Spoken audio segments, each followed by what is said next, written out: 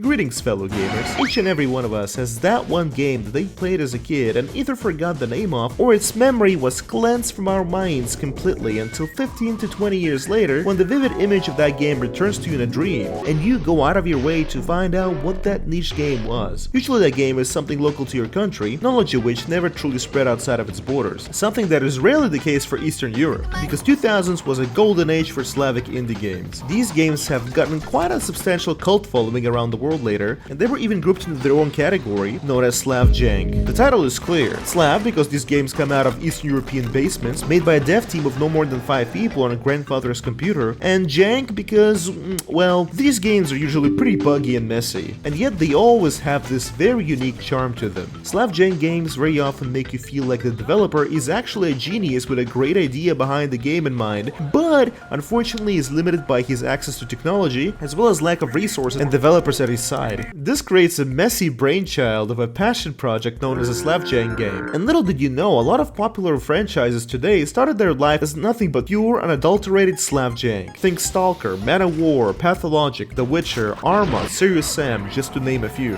And while those games are certainly well known, well, the subject of today's review is absolutely not. You see, while Slavjank games have a unique vibe and soul, often they're nothing special as a game itself. Think something like You're Empty, Creed, or Uber Soldier. They have a very special feeling to them, but they all sort of just play like a generic 2000s shooter with ultra janky controls sprinkled on top of it. And yet, occasionally, you do get unique soul-filled gems that also happen to be really fucking awesome as games. Such game being 762 High Caliber, or in our case, 762 Hard Life, which is a community patch and upgraded version that you get for free alongside the purchase of High Caliber on Steam. The game is a part of a series of games done by the same developer, and a direct sequel to an even lesser known game, Brigade E5 New Jagged Union. Do you wish it was 2006? Do you wish it was 2006? Do you wish it was 2006? 762 is made by Apeiron and modernized and patched by the HLA team. And of course, it is published by 1C. Man, back then, if you saw this logo, you knew you were in for a treat, as you most likely never heard of this masterpiece.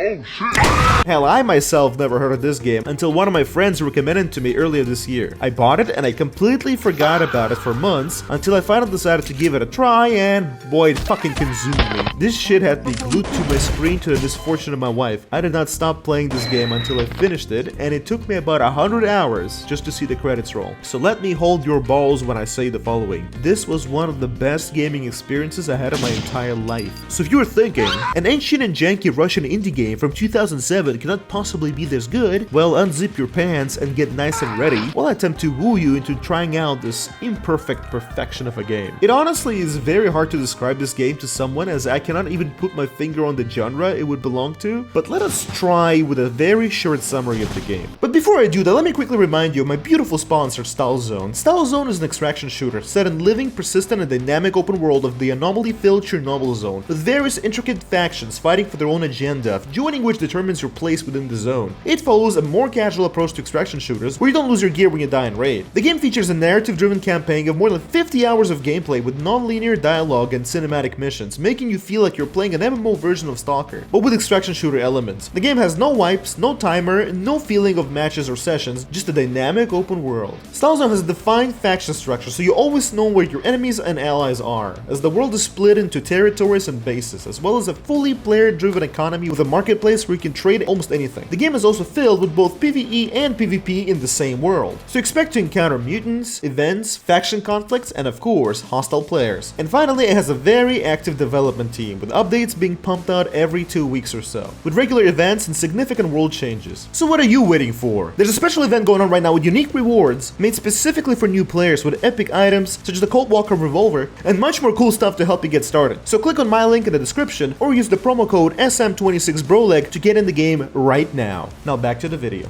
762 is a game where you can visit a luscious fictional South American country filled with civil war and misery. Why would you do that? Well, to get kidnapped by terrorists, to assassinate a mafia boss, To start and manage your own private mercenary and militia organization. To collect your own arsenal of endless realistic weapons. To have sex with a baddie revolutionary leader. And of course, to fistfight the fucking dictator of the country. Now if you wanted to know what the genre of 762 is, I guess it's a tactical simulator. It is also rather strange where the combat is not turn-based. It's actually real time, but the game pauses often when something happens, such as an enemy appears in your field of view, giving you time to react accordingly, as you do have to fully manually microcontrol your character. The game reminds me of multiple things. The clear inspiration is Jagged Alliance, but honestly, it mostly reminds me of classic Fallout games. You travel the map almost exactly the same manner as Fallout 1 and 2, with random encounters and explorable locations in the same vein. The game itself is also very much an RPG with factions and dynamic war and conquest mechanics, dialogue, an absolute banger of a crazy storyline, choices that actually matter in pretty much every single quest, and of course, multiple endings. You pick a character, assign starting skills, hone those skills throughout the game, pick sides in conflicts, kill a lot, die a lot, make friends, make enemies, kill those enemies, collect, modify and upgrade your weapons, buy vehicles, create and fund a fucking army, and of course, this wouldn't be a Slavjank game if you didn't crash a lot. My game crashed.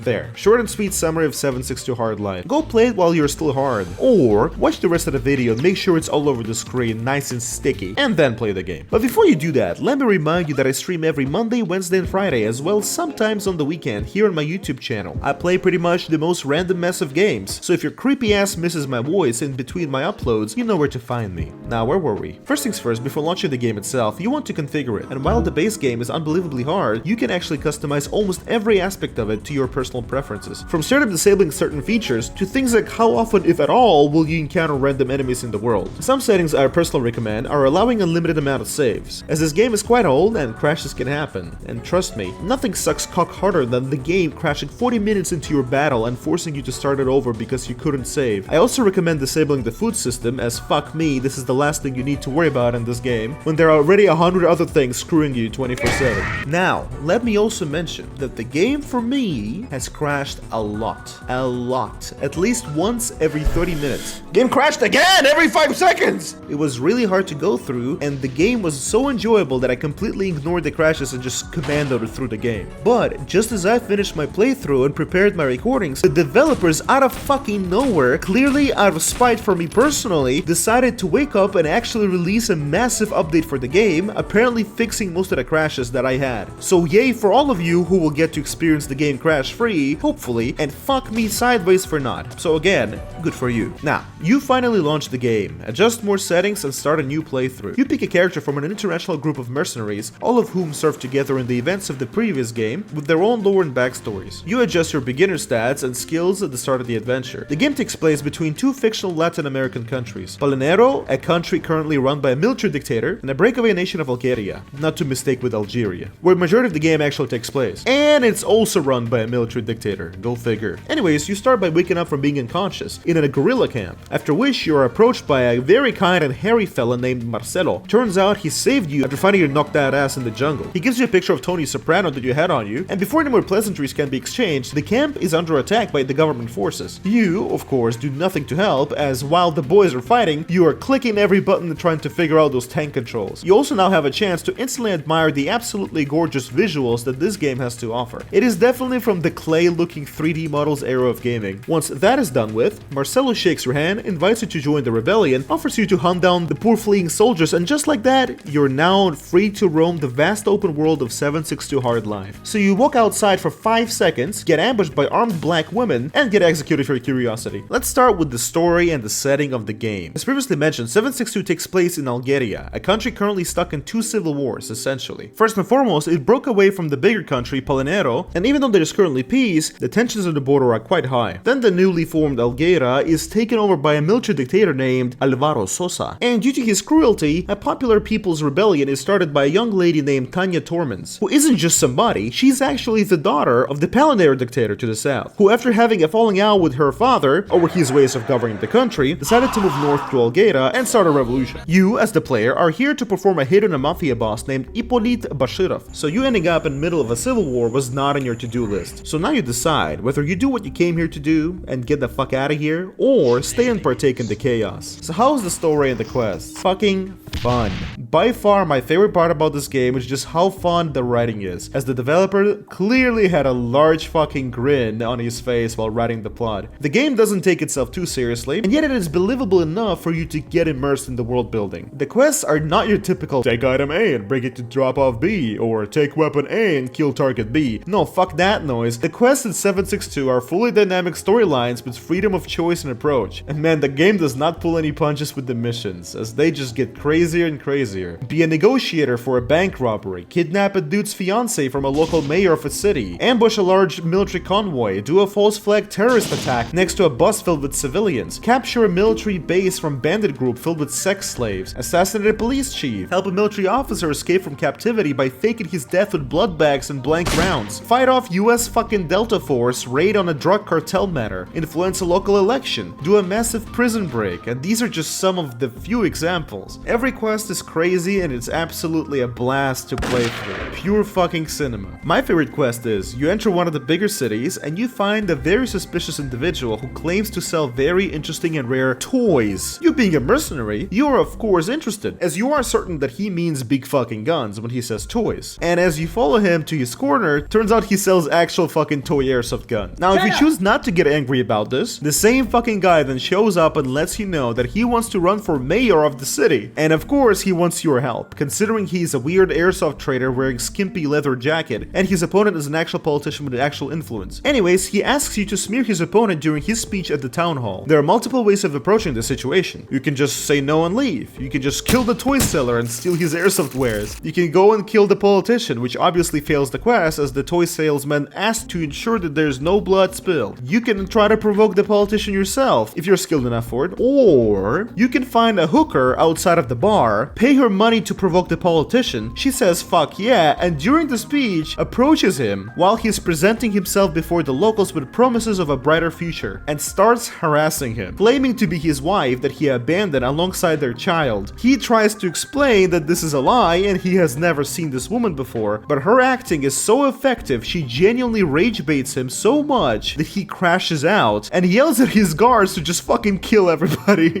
which doesn't go very well for him. His guards are instantly killed and he's arrested. The woman, if she survives the encounter, will approach you and ask for her pay, and I of course had to pay her extra for being Algator's greatest rage baiter, which is another thing I wanted to mention about those quests. There are no essential NPCs, everybody can be killed, you can approach any and every quest in numerous amounts of ways, but just fucking killing everybody, including the quest giver, is always an option. The only time you'll get a game over screen is if you die or fail one of the final missions. The amount of freedom 762 gives you in mission approach is absolutely insane, whether it's using your silver tongue and diplomacy, using stealth and precision, or just killing everything inside. For example, let us talk about the bank heist quest. It can just randomly happen when you enter the resort city. A band of robbers took the banker hostage and the Algera SWAT team swarms the building. Nothing is stopping you, for example, from just either walking away or killing everything in there. But you can also approach the SWAT captain, flex your people skills, and allow him to let you to negotiate with the terrorists. Here's where you see how every detail matters. For example, when you go in, you notice that the goons are extremely incompetent. They even forget to frisk you the first time, so if you have a pistol or a small weapon tucked away, you have a chance of just killing their boss and then fight your way out. Once you get to the boss, he scolds his men for failing to frisk you, and you begin negotiations. Again, you can just attack them at any moment you see fit, but if you choose to play along, you return to the captain and together you decide what to do next. What I decided to do was tell the captain that the boss is on the second floor with the hostage, while the goons are mostly on the first floor, and it might be a good idea to snipe him from the hospital roof to make sure the hostage is safe. Turns out the SWAT sniper was snoozing off, so the captain gladly replaces the SWAT sniper with you. As you take your shot, the assault of the bank begins, and they take the robbers out, saving the banker in the process. Again, you can just fail this quest or get the banker killed. The game just allows you to continue, even though the SWAT captain won't be happy, and now there is no banker for you to store your money with, so. But I promise you, you can expect this level of schizo from every quest in the game, which is why it's just so fucking entertaining. Outside of questing, the game has a full economy, base management, conquering and life military system, where each faction produces units and patrols and battles each other in the wild, as well as capturing cities and territories. There are quite some factions. You have the Algerian government. Are you gay? It has nothing to do with my job performance. Colonel Tucker, are you gay? You're goddamn right I'm gay. Tanya's rebellion.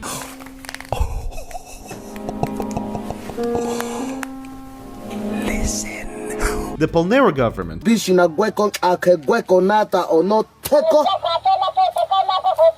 The natives. The Olvega rebels, the cartel. I'm in a gang. In order to get into this gang, you don't get jumped in. You get sucked in. Deep sucked in. You think you got what it takes to join the Suck Boys? And various minor groups and gangs here and there. Through the main story, there are 4 main routes to take. First one is just finding and killing Bashirov, after which you're given the option to just straight up end the game and leave Volgeta. The second option is aiding Tanya's rebellion while potentially romancing her in the process and allowing her to take over the country. The third option is helping Sosad, the dictator, in securing his country. And finally, the fourth option, just take over the country yourself with the help of foreign powers. All of these provide full freedom with how you approach them. Now let's talk about the gameplay. 762 has an insane amount of guns, probably one of the biggest and realistic weapon arsenals in gaming. And it's not just a random arsenal of tactical weapons. No, it's the exact weapons you would expect to find in a Civil War-torn Latin American country, which has superpowers flowing their older weapons into it. Like, just take something like an AK. There's pretty much every variant available, from the old 47 mil variants to AKMs and all the way to the 100 series, alongside many dozen of foreign AKs, like Chinese AKs, Egyptian AKs, Yugo AKs, Bulgarian AKs, East German AKs, as well as numerous civilian variants. You get the point. There's a full attachment system, different ammo types, manual magazine loading. If you're a gun nutter like me, prepare to deglaze your keyboard. There's a durability system for weapons, inventory management, equipment management, limb-based damage system, armor system, with different types of armor plates for carriers. Like, you can straight up just find metal scrap and use it as a replacement for a plate. There's a camo system with visibility on terrain. There's clothes and uniform system, where you can disguise yourself as a member of any of the factions to sneak around their territory without issues. Uniforms also have ranks. So for example, killing an Algerian officer gets you an Algerian officer uniform. There are vehicles you can acquire of different kinds, which can carry different amounts of passengers as well as their own weight of storage. But they require full maintenance and frequent refueling. The controls are quite confusing at first, but you quickly get a hang of them. You have full control over your character's movements, with things like speed and position. You also choose your firing methods for weapons. For example, if the weapon is automatic, how many shots will they fire per burst? How careful should their aim be? With the more careful it is, the longer they take to fire, which means you don't want to ask them for precision in a point-blank situation, or the enemy will just hip fire and spray you down. You can also pre-aim to reduce the time it takes to pull the trigger, and do things like walking in an aimed position. Also, hipfire skill is separate from precision skill, which means some mercenaries are just better at running face forward into an enemy and hoisting them down with lead. Do keep in mind that your characters do not automatically act. Every single order is to be given out manually by you, be it shooting, moving, or reading a porno mag. The combat is very brutal. Enemy hits you in the head, you die. Start over. You want to reload your gun mid-combat, but your only available magazine is in your backpack? Good luck taking it out in time before the enemy paints the jungle with your brain matter. Every single action in the game takes time, something that is a lot more noticeable during combat, as every millisecond matters. You run into an enemy behind a corner. Pray to God you're the first to fire point blank after you press that on pause button. Enemies are extremely accurate and quick to act, so you cannot play this game carelessly. The game really rewards you when you play in your advantages, like for example using night vision goggles in the darkness when your enemies don't have any. You can expect them to be blind as bats. And I love clearing buildings room by room in 762. It just feels so right. Throughout the game you will find numerous opportunities to grow your squad, as you make friends and hire mercenaries that you dress up and fully equip to your liking. All these characters have personalities and are interactable. For example, during the mission where I had to ambush a military convoy, one young conscript, Jeremy, survives, and you can either kill him, take him hostage, or recruit him. If you treat him right and actually pay him, he will stay and be quite good. But if you mistreat him or force him to work for free, on a random night he will escape, stealing quite a lot of your money in the process. The game has a surprisingly good physics engine with ragdolls, lots of funny bad nades, explosives, and my favorite, wallbanging. It is so satisfying to manually wallbang where you think the enemy is and watching their corpse flop. Traveling is dangerous as you can constantly get ambushed by literally anything, bandits, soldiers, natives, or you can run into interesting events. Again, just like classic Fallout. The further you go into the game, the larger and more advanced the forces you will be fighting. For example, the Algerian army starts off with F and FALs as their standard issued rifles, later getting soft armor and switching to Galils, and then getting heavier armor and switching to F and FNC rifles, with all the other forms of weaponry upgrading as well. Later in the game, they also start getting NVG goggles, which are crazy good for nighttime. There's something about the gunplay which makes it so damn satisfying. As previously mentioned, the game also has faction relationship, reputation, and title mechanics. The closer you are to a faction, the more access they provide you with to their arsenal and equipment. It also feels so good meeting and collecting playable characters and mercenaries, interacting with them, learning their backgrounds and their preferred weapons of choice. Also building up your own base of operations, hiring workers and soldiers, getting your own arsenal of weapons, establishing establishing security and storing vehicles, building up your own personal army in numbers of hundreds. The game has so many gameplay scenarios with small group tactical warfare all the way to massive scale assaults on cities with armies under your own command. War crimes guaranteed. The game's strongest point is absolutely zero handholding. Every gameplay scenario, every combat encounter, every stealth or diplomatic encounter has many ways to go about it. Now, the world design is very fun and immersive. The game features the entire country of Algeta and the northern part of Palinera to its south. It's certainly very stereotypical, and the writing is very much that classic mid-2000s script. Lots of sex, lots of insults, and it's very much a how a Russian person envisions Latin America type game, which is again, pure cinema. The world is very much alive and populated. The cities are large and filled with citizens, civilians roam freely and get themselves in trouble. The world dynamically changes with what faction controls what territory. For example, if rebels take over a city, it is now their city that follows their rules. The city NPCs may straight up just not survive a city siege and be gone forever. Factions set up military checkpoints and check you for papers. You can also be a law-abiding citizen and get licenses for vehicles, weapons, and the rest. He also made the legal process of getting licenses as painful as possible to reflect the process of getting the weapon license in real life, basically forcing the player's hand to just break the law. To get the very first basic hunting license, you first need to get in good grace with the police chief, then you need to stay in the country for a certain amount of time, then you need to get a signature recommendation from at least 3 citizens, and then pay a sum, and all of that just to get the basic hunter's license. The rest gets even worse. Once you form your own faction, you can start conquering territory, create your own income methods, such as operating and restoring an old abandoned mine to harvest and sell its ore. By late game, I became so rich that I didn't even need to partake in any combat. I could just send my armies of militiamen to take over cities for me. One of the coolest things is that there's a radio in the game with 2 frequencies, the government-owned and the rebel-owned, and each time you do something, they both broadcast their version of events, and both lying through their teeth about it for the sake of propaganda. There are also many organizations, firms, and groups of people to interact with, as well as traders and shops. There's a full-on banking system, law system, with documents and so on. There's actually a real-time passing system, with day and night cycle, and it actually counts every single second. Now, when it comes to the sound design though, I would say it's overall pretty mid and generic. Nothing to praise at all, nor is there anything to shit on. It's just meh. The soundtrack would fit right in with the game like RimWorld. Let's just put it that way. It sounds like it belongs there. I don't know how to explain this, but it's that genre of music. Now, the mercenaries you play as have voice lines, and I chose to play in English so that I would have the same exact experience as any of you, and let me say this, the English dub is, it's certainly special. Loco is little like shaving cut. But the Russian original voice lines are certainly much better. Настоящая скотина. And finally, I want to speak on some things I personally disliked about the game, that being 2 major issues. The first one being the constant fucking crashes I had. Once again, I assumed that all of it is now fixed in the random ass update they decided to release right after I finished the game, but I had to tank through it, and that was rough. And the second issue is the way they handled the endings. I personally went for the rebel route and helped Tanya take over the power in Algeta, and then after all the build up and the story, once you finish the final quest, you're just hit with a moving wall of text, Star Wars style, as it explains the aftermath rather than seeing it in game. And then it just kicks you back to the main menu. You know, I was kind of hoping we would get to roam the world after the party of your choice acquires power, but alas, screw me, I guess. So I recommend you to do the final mission once you're done with everything else you wanted to do in the game, because you won't have the chance to do it afterwards. But yeah, that is 762. I would say it is such a unique blend of genres, settings, and glorious bugs, making it a one-of-a-kind experience. I certainly more than recommend you play it, as it is quite cheap and it no longer requires any extra downloads or patches since it has officially just been patched. It really is one of the greatest games I ever played. Thank you for watching this epic review,